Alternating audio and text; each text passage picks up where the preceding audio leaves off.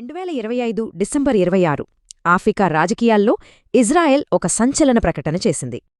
Israel ప్రధాని Netanyahu ఈ నిర్ణయాన్ని అబ్రహాం ఒప్పందాల స్ఫూర్తితో తీసుకున్నట్టు ప్రకటించారు. దీంతో సొమాలిలాండ్ని అధికారికంగా గుర్తించిన మొట్టమొదటి యుఎన్ సభ్యదేశంగా ఇజ్రాయెల్ నిలిచింది.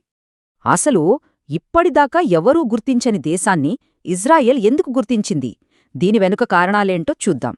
సోమాలిలాండ్ ఒకప్పటి బ్రిటిష్ సోమాలిలాండ్కు తామే చట్టబద్ధమైన వారసులం అని చెప్పుకుంటుంది.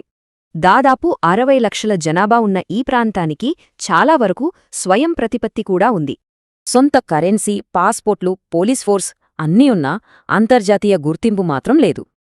బ్రిటిష్ కాలనీ నుంచి అంతర్యుద్ధం తర్వాత స్వాతంత్ర్యం వరకు దీని ప్రయాణం ఎన్నో మలుపులు తిరిగింది.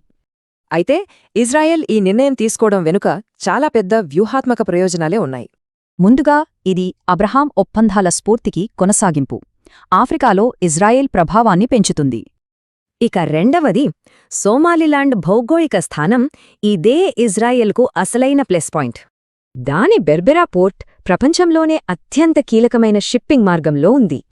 ఇక్కడే ఇజ్రాయెల్ సైనిక, ప్రాంతీయ శక్తి ప్రణాళికలు మనకు స్పష్టంగా అర్థమవుతాయి.